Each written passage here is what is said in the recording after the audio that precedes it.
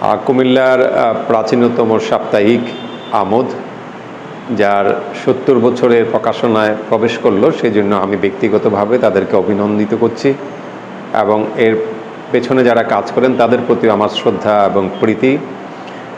আমোদ যেই সময়টায় একটি সংবাদপত্র হিসাবে কুমিল্লায় প্রকাশিত হয়েছে, তখনকার প্রেক্ষাপট চিন্তা করলে এটা ছিল একটি দুরূহ কাজ। তখন প্রকাশনা শিল্প এখনকার মতো এতটা অগ্রসরমান ছিল না। সেই সময়টায় জনাব মোহাম্মদ ফজলে রাব্বি বিশেষ করে কুমিল্লার ক্রীড়াঙ্গনকে উপজীব্য করে একটি ক্রীড়া সাপ্তাহিক হিসাবে এই পত্রিকাটিকে প্রথম প্রকাশ করেন, যেটি এই অঞ্চলের একটি অগ্রপথিক হিসাবে বিবেচিত হবে বলে আমি মনে করি। এবং এই দীর্ঘ পথ চলায় এখানটায় কখনোই ছন্দপতন ঘটেনি তার প্রকাশনার ক্ষেত্রে। এটিও একটি অনন্য দৃষ্টান্ত হিসাবে বিবেচিত।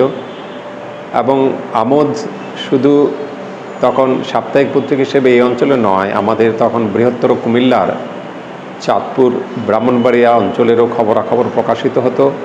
আর এই পত্রিকাটির যেটি বৈশিষ্ট্য হলো, এটি হয়তো অনেক বাধা বিপত্তি, অনেক আন্দোলন সংগ্রামের সময় অনেক পত্রিকা কিন্তু নিয়মিত প্রকাশিত হয় না, কিন্তু এইটাই তার পরিবার হিসাবে একটি চিহ্নিত হয়েছিল এবং এই পরিবারের সকলেই সংবাদ প্রকাশ, সংবাদ লিখন এবং সংবাদ ছাপার বিষয়টা নিয়ে পরিবারে একসাথেভাবে কাজ করার পরিপ্রেক্ষিতে এটি এই প্রকাশে কখনো বাধাগ্রস্ত হয়নি।